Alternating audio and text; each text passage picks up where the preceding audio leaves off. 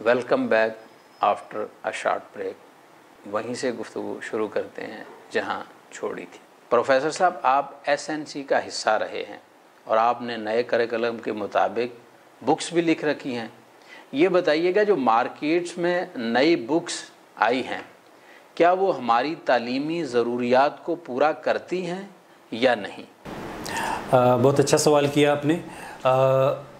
Honestly speaking ये उस need को पूरा तो नहीं करती, लेकिन इसके बारे में उम्मीद तो यही थी और अभी भी है कि इसको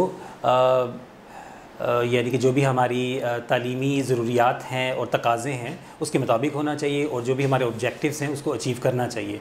लेकिन ये एक नेक नीयती से काम शुरू किया गया था पीटीआई गवर्नमेंट की तरफ से। ये अच्छा इनिशिएटिव है कि उन्होंने एक एसएनसी के तहत सिंगल करिकुलम लॉन्च कर दिया for all type of schools, चाहे वो हाई प्रोफाइल है, लो प्रोफाइल है, सब के लिए वन बुक फॉर ऑल। तो ये एक अच्छा इनिशिएटिव है। लेकिन चूँकि आप जानते हैं कि हमारे यहाँ डिफरेंट किस्म के स्कूल्स हैं, मतलब कि स्कूल्स के लेवल्स बहुत ज़्यादा हैं और इनकी अगर वैराइटीज़ या सेग्रीगेशन की जाए, ग्रुपिंग की जाए, कोई हाई प्रोफाइल है, कोई मीडियम प्रोफाइल है, कोई लो प्रोफाइल है, कोई कहाँ स्टैंड करता है, कोई कहाँ करता है। अब इनमें जो पढ़ने वाले बच्चे हैं, इनके मेंटल लेवल, इनके कैलिबर डिफरेंट हैं, ठीक है, और पेरेंट्स की एक्सपेक्टेशंस भी डिफरेंट हैं, डिमांड्स भी डिफरेंट हैं, ठीक है, टीचर्स का लेवल भी डिफरेंट है। अब एक बुक जो है वो लो प्रोफाइल स्कूल्स में तो बड़ी अच्छे तरीके से वो इम्प्लीमेंट हो गई, चल रही है, लेकिन ये उन बच्चों के लिए सूटेबल नहीं है जो हाई प्रोफाइल स्कूल्स में जाते हैं, जैसे एलजीएस हो गया, बिगन हाउस हो गया और बहुत से स्कूल्स हैं, क्योंकि उनके लिए तो ये just a piece of cake, just a peanut, तो वो तो उसको विद इन अ वीक और 10 डेज़ में पढ़ के तो कहते हैं हमें we have got what we wanted to get. तो ये एक चैलेंज है, ये उस हवाले से नीड्स को फुलफ़िल नहीं करती, ठीक है। ये बहुत ही सिंप्लीफाइड वर्जन है और उन्होंने चूँकि सबको एक ही तरीके से डील करना है, सारे स्कूलों के बच्चों को, तो इसलिए एक ऐसी बुक्स को एक ऐसे लेवल पे तैयार किया हुआ है कि जो सबकी नीड को कैटर करे। तो इसमें जो हाई प्रोफाइल स्कूल्स हैं उनके नज़दीक इसमें कोई अट्रैक्शन नहीं है, वो ख़ास लर्निंग नहीं है उन बच्चों के लिए, ये एक प्रॉब्लम है। तो बाकी बहुत अच्छी एफर्ट है, आई अप्रिशिएट इट, और इससे कोई तब्दीली भी एक्सपेक्टेड आप होप कर सकते हैं, आप उम्मीद कर सकते हैं इससे कोई तब्दीली आएगी इंशाल्लाह ताला। लेकिन अगर ये फॉर द लॉन्ग टाइम इसको इम्प्लीमेंट किया जाए और इसको कंटिन्यू किया जाए। मोहतरम भट्टी साहब, ये बताइएगा कि राइट ऑफ एजुकेशन के मुकम्मल हसूल के बाद बच्चों और ख़वातीन की लाइफ में क्या बेहतरी आ सकती है? जी मियाँ साहब, आपने बहुत अच्छा सवाल किया है। यहाँ पे मैं एक बात थोड़ी सी वजाहत के साथ करना चाह रहा हूँ कि जहाँ आर्टिकल 25A में ये चीज़ कही गई है कि फ्री और कंपल्सरी एजुकेशन हक है बच्चों का, तो यहाँ पे एक लफ्ज़ का इजाफ़ा किया गया है कि गुड एजुकेशन। जैसे कि प्रोफेसर साहब ने अपने पहले गुफ्तगू में ये चीज़ें बड़ी क्लियरली बताई हैं कि एजुकेशन का जो लेवल है वो हम मीट नहीं कर पा रहे, जिससे एक सोसाइटी प्रोग्रेस करती है, ठीक है सर। इसी तरह जब तक आप अपनी एजुकेशन का लेवल उसे इन्हेंस नहीं करेंगे, आप तरक्की नहीं कर पाएंगे, जदीद दौर के तकाज़ों के इंटरनेशनल स्टैंडर्ड से मैच नहीं कर सकते, बल्कि ग्लोबल नीड्स को भी मीट करें और उसके तकाज़ों को जहन में रखें, इस तरह से डिज़ाइन। इसमें मैं अर्ज़ करना चाह रहा हूँ कि एक इंटरनेशनल ऑर्गेनाइजेशन है, इंटरनेशनल लेबर ऑर्गेनाइजेशन। पिछले दिनों मैं वो एक रिसर्च पढ़ रहा था, तो मशरक़ वस्ता में पाकिस्तान से जो लोग वहाँ पे काम के सिलसिले में जाते हैं, उन्होंने ये रिसर्च किया है कि डॉक्टर्स, इंजीनियर्स, साइंटिस्ट और इस तरह का जो हाईली प्रोफेशनल लोग हैं, उनकी जो परसेंटेज है वो सिर्फ 1% है। यानी कि 1% जो लोग हैं वो इस लेवल के वहाँ पे सर्विसेज प्रोवाइड कर रहे हैं, और बाकी जो लोग हैं, बाकी यानी कि 99% जो लोग हैं वो वहाँ पे लेबर करने जाते हैं, छोटे मोटे स्किल लेबर भी हो सकती है, स्किल लेबर होते हैं। तो आप अंदाज़ा फरमाएं कि पाकिस्तान का जो एजुकेशन सिस्टम है वो किस तरह के बच्चे है जो वो यूथ है वो प्रोड्यूस कर रहा है। इसमें जो constitution of Islamic Republic of Pakistan 1973 है, उसका आर्टिकल 37 है, वो ये कहता है कि कॉन्स्टिट्यूशन ऑफ पाकिस्तान के आर्टिकल 37 में ये कहा गया है कि promotion of social justice and eradication of social evils. The state shall promote with special care the educational and economic interest of backward classes or areas. इसमें आगे चल के वो ये कह रहे हैं कि remove illiteracy and provide free and compulsory secondary education within minimum possible period, make technical and professional education generally available and higher education quality accessible to all on the basis of merit. इस article में ये वाज़ह किया गया है कि जो education है उसका जो स्टैंडर्ड है वो हमने इंटरनेशनली जो स्टैंडर्ड्स हैं उनके मुकाबले में रखना है, उस स्टैंडर्ड से मैच करना। उसका फ़ायदा ये होगा कि चूँकि तालीम इंसान को इतना सलाहियत देती है, इतना एम्पावर करती है कि वो इन जो चैलेंजेस को से नबर्द आज़मा होने के साथ साथ वो अपनी जो लाइफ है, जो अपनी स्टैंडर्ड्स ऑफ लाइफ है, वो उसको स्टेटस है उसको वो बेहतर करने में कामयाब अपग्रेड करता है। इसी तरह इसमें मैं अर्ज़ करता चलूँ कि जब एक यूथ को प्रॉपरली गुड एजुकेशन के साथ इक्विप्ड किया जाएगा तो लामहला उनका जो फ्यूचर है वो सिक्योर होगा। उसमें सबसे जो बड़ी चीज़ है वो है चाइल्ड लेबर। एक पढ़ा लिखा बच्चा, एक पढ़ी लिखी बच्ची वो अपने फ्यूचर को बेहतर अंदाज में समझ सकती हैं और एक ऐसा प्रोफेशन चूज़ कर सकती हैं जिसमें उनके लिए आगे बढ़ने के चांसेस ज़्यादा हों। तो मैं समझता हूँ कि एक अच्छी एजुकेशन के बाद हमारी यूथ के पास इतने चांसेस होते हैं कि वो आगे बढ़ सकें। जैसे प्रोफेसर साहब ने बड़ा अहम नुक्ता फरमाया था कि हमारे बच्चों को ये पता नहीं होता कि वो फ्यूचर में क्या करने जा रहे हैं, क्योंकि डे फर्स्ट से लेके इंटरमीडिएट तक उन्हें वो जो रट्टा सिस्टम का एक मरहला जिसमें वो उन्हें गुजारा जाता है और कोई ऐसी क्रिएशंस और क्रिएटिविटी की तरफ माइल नहीं किया जाता, तो उनका जो जहन है वो मुक़य्यद हो जाता है, वो लिमिटेड हो जाता है। उन्हें जो एक ग्लोबलाइजेशन का एक जो कंसेप्ट हम लेके चलते हैं एक सोसाइटी में, वो उसमें आगे नहीं बढ़ पाते। तो मैं समझता हूँ कि सबसे अहम चीज़ जो हमारी यूथ को एजुकेशन हासिल करने के बाद मुयस्सर आती है वो उनकी फ्यूचर है, वो उनकी फ्यूचर प्लानिंग है और यही चीज़ उनको आगे लेके जाती है। आपके कहने का मतलब है भट्टी साहब कि अच्छी तालीम अच्छी ज़िंदगी गुजारने के लिए ज़रूरी है, ना कि रोज़गार के लिए। तो हमें अपना एजुकेशन सिस्टम इस तरह से डेवलप करना चाहिए कि हम अपना फ्यूचर, अपना लाइफस्टाइल को इंटरनेशनल स्टैंडर्ड्स के साथ मैच करने के लिए अपने आप को प्रमोट करें, अपने एजुकेशन सिस्टम को प्रमोट करें और अपने गिरदोनवाश ये सारा सिस्टम जो एजुकेशन से रेलेवेंट है, इसमें टीचर्स हैं, स्कूल्स हैं, बिज़नेस कर रहे हैं स्कूल्स वाले, तो इस सारे सिस्टम को अपग्रेड करने की ज़रूरत है। प्रोफेसर साहब, मेरा आपसे आखिरी सवाल है कि आप टेक्स्ट बुक राइटर हैं माशाल्लाह, और आपकी 10 से ज़ायद कुतुब शाया हो चुकी हैं और 5 जैसा आपने बताया प्रोसेस में भी हैं। हम अपने एजुकेशन सिस्टम को किस तरह अपग्रेड कर सकते हैं और कौन से तरीके हैं जिनके ज़रिए हमारा ये एजुकेशन सिस्टम इंटरनेशनल स्टैंडर्ड्स के करीब करीब चला जाए? अगर हम फौरी तौर पर इसको अपग्रेड नहीं कर सकते, लेकिन कम से कम उस लाइन में तो लग जाएं, इस पर अपनी रोशनी डालिए। बहुत खूबसूरत सवाल है। मैं इसमें ये कहूँगा कि बच्चों को प्रैक्टिकल लर्निंग करवानी चाहिए, ना कि थ्योरेटिकल लर्निंग। थ्योरेटिकल जो लर्निंग है वो बच्चों को अगर वो पढ़ सकते हैं तो वो घर में बैठ के खुद भी कर सकते हैं। हमारे इदारों में इस तरह के अरेंजमेंट्स होने चाहिए, चाहे वो स्कूल है, कॉलेज है या यूनिवर्सिटी है, कि वहाँ बच्चे प्रैक्टिकल सीखें। अगर कोई आईटी की लाइन में है या मीडिया की लाइन में है, किसी और लाइन में है, मेडिकल की लाइन में, मेडिकल में तो खैर प्रैक्टिकल्स होते हैं और बहुत सी लाइन्स जिनमें ये मिसिंग है, तो प्रैक्टिकल नॉलेज उनके पास होना चाहिए। ठीक है, इस तरह स्कूल के अंदर जो भी वो चीज़ सीखते हैं उसकी एक डेमोन्स्ट्रेशन होनी चाहिए प्रैक्टिकल लाइफ के अंदर। ठीक है, किनेस्थेटिक एक थ्योरी होती है, यानी कि जिसके मुताबिक बच्चे सिर्फ टीचर से सुन के नहीं सीखते, बल्कि टीचर उनको बताता है ये काम ऐसे करना है, जाओ फील्ड में और करके लेकर आओ। ठीक है, वो अपने हाथ अपनी बॉडी को फिजिकली इन्वॉल्व हो जाते हैं उस काम के अंदर। जब वो काम अपने हाथों से कर लेते हैं तो फिर उनको कभी भूलता नहीं है।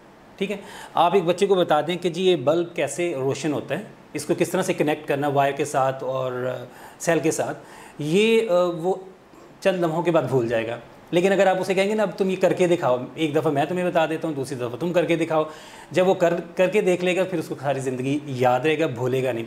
एक तो ये चीज़ है कि प्रैक्टिकल लर्निंग होनी चाहिए। फिर ये देखें कि हमारे इस वक्त 21st सेंचुरी के तकाज़े क्या हैं। ठीक है, कॉर्पोरेट वर्ल्ड जो है, एक ग्लोबल वर्ल्ड जो है, वो क्या तकाज़े करता है, क्या उनकी डिमांड्स हैं, क्या नीड्स हैं, आया कि हमारा तालीमी निज़ाम वो नीड्स को फुलफ़िल कर सकता है, उन चैलेंजेस को मीट कर सकता है, इस तरह के इंडिविजुअल नेशनल और इंटरनेशनल मार्केट में भेज सकता है कि जो वहाँ जाके कंट्रीब्यूट करें। ठीक है, इकोनॉमिक ग्रोथ के अंदर, चाहे वो मुल्क के अंदर है या किसी भी और मुल्क के अंदर कर रहे हैं, तो इस तरह से है। उसमें इनके अंदर कई किस्म की लिटरेसीज़ होनी चाहिए, इन्वायरमेंटल लिटरेसी होनी चाहिए, मनी मैनेजमेंट होनी चाहिए। ठीक है, और मीडिया लिटरेसी होनी चाहिए, इनके कम्युनिकेशन स्किल्स होने चाहिए, इनके अंदर प्रॉब्लम सॉल्विंग और क्रिटिकल थिंकिंग स्किल्स होने चाहिए। को एग्जिस्ट करने का स्किल जो है वो बहुत अहम है, क्योंकि हमारे बच्चों में ये एक इशू होता है, वो को एग्जिस्ट नहीं करना जानते, जिसकी वजह से उनके बीच में बहुत सी टसल्स क्वेरल्स होते हैं, झगड़ते हैं, क्योंकि उनको को एग्जिस्ट करना नहीं सिखाते। सोशल स्किल्स हैं, इस तरह एक लंबी लाइन है स्किल्स की, जो कि ना सिर्फ बच्चे को मार्केट में एक सक्सेसफुल इंडिविजुअल बनाने के काबिल बनाती है, बल्कि एक अच्छा सोशल बीइंग भी बनाती है। तो इसमें मैं चाहूँगा कि कुछ इस तरह का मॉडल डिवाइस करना चाहिए जो कि जदीद तकाज़ों को भी पूरा करें। ठीक है, और उसके साथ साथ जो आपकी वैल्यूज़ हैं उनको भी मलहूज़ खातिर रखा जाए, क्योंकि यहाँ एक नुक्ता है बहुत अहम जो मैं हाईलाइट करना चाहूँगा। जब आप बच्चे को बहुत ही मॉडर्न एजुकेशन दे देते हैं, जैसे कि हमारे हाई प्रोफाइल स्कूल्स में हैं, तो वहाँ मोरालिटी के अंदर या मॉरल डोमेन में बच्चे लैग कर रहे होते हैं। ठीक है, उनके अंदर बहुत से मॉरल प्रॉब्लम्स होती हैं उनके। ठीक है, करैक्टर बिल्डिंग नहीं हो पाती, उनके अंदर ऐसी खामियां होती हैं कि they are not good human being on a social level. Yes, they are very skilled people, they are making good money, they are doing good business, they are contributing in economic growth of the country, लेकिन as a human being वो कहीं ना कहीं lag कर रहे होते हैं। क्यों? क्योंकि उनकी मॉरल ग्रूमिंग डेवलपमेंट के ऊपर कोई ख़ास काम नहीं होता। तो यहाँ हमें अपनी मजहबी इक़्तिदार वो इंटीग्रेट करनी चाहिए एजुकेशन सिस्टम के अंदर, और इकबाल का जो खुदी का कॉन्सेप्ट है वो इंटीग्रेट करना चाहिए, ताकि बच्चे अपनी सेल्फ को अंडरस्टैंड करें।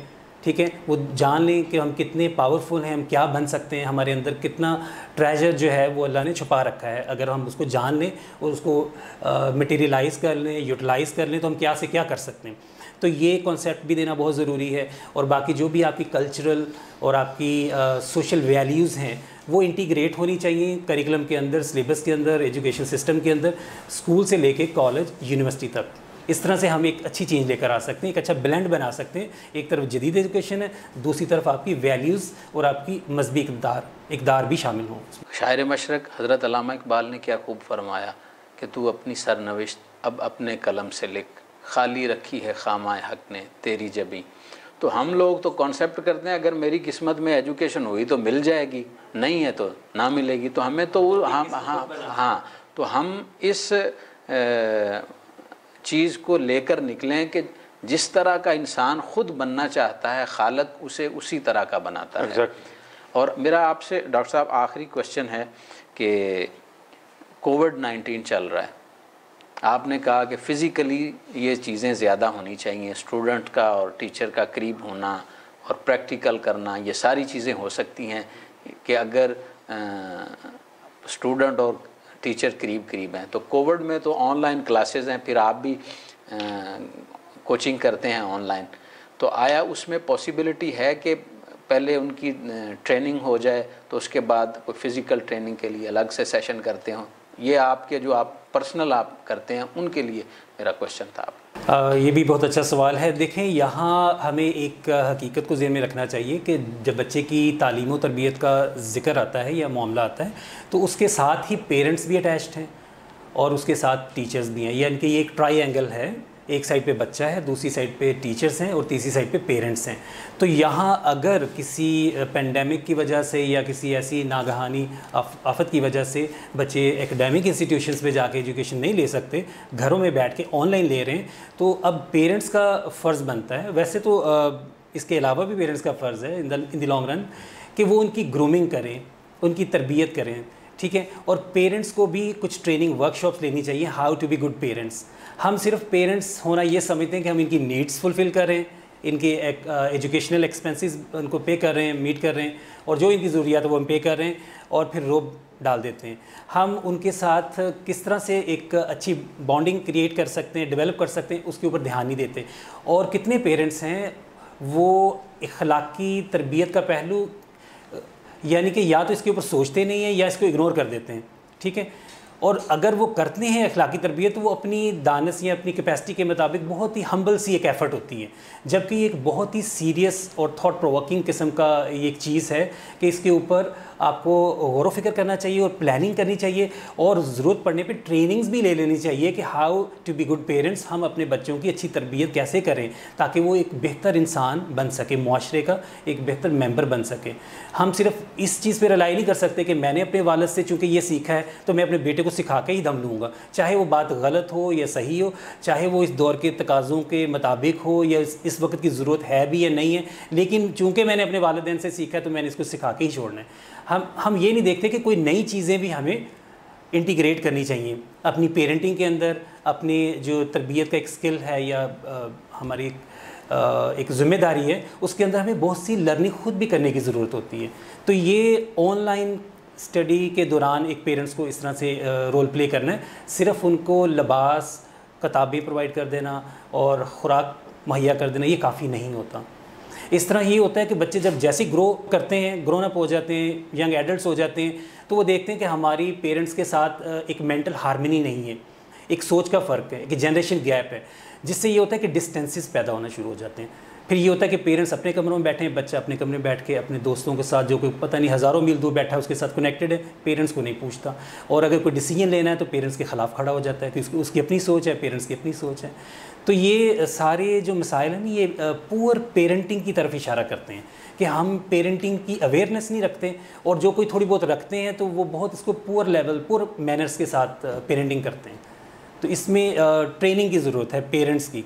तो प्रोफेसर साहब जैसे आप फरमा रहे हैं, तो इसमें मोस्टली स्कूल आजकल कर रहे हैं कि पीटीएम रखते हैं, पेरेंट्स टीचर मीटिंग्स, मंथ के एंड पर या मंथ के स्टार्ट पर, जिसमें टीचर्स बुलाते हैं पेरेंट्स को, उनके सारा सिस्टम के बारे में बताते हैं कि आपके बच्चे की प्रोग्रेस ये थी, इस महीने में ये किया उसने, वो किया। तो आया इस तरह की एक्टिविटीज़ भी इसमें, जैसा आपने बताया, ये बेहतरी की तरफ एक जीना हो सकती हैं? हाँ, बच्चे की एकेडमिक ग्रोथ के हवाले से तो ठीक है पीटीएम मीटिंग्स, लेकिन उसमें बच्चे का जो रिज़ल्ट है, उसकी जो उसकी एजुकेशन का जो जर्नी है ना, उसको डिस्कस किया जाता है।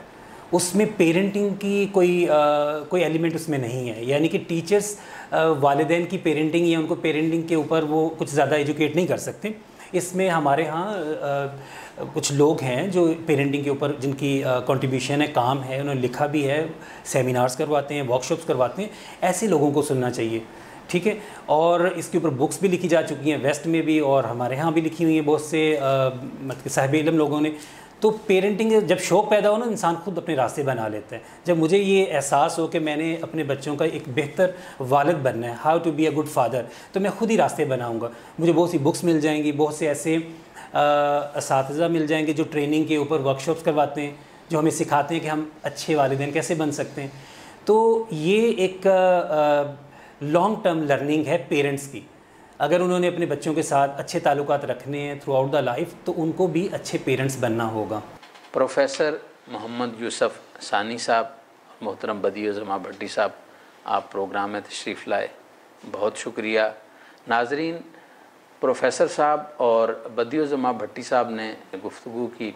उनका कहना है कि अगर वालिदैन भी प्रॉपर असातिज़ा के साथ कंट्रीब्यूट करें तो हम एक अच्छा मुआशरा बनाने की सीढ़ी पर निकल सकते हैं। बेशक हमारे मुल्क के वसाइल कम हैं। इन्हीं अल्फाज के साथ अपने मेज़बान इकबाल साजिद को इजाज़त दीजिए।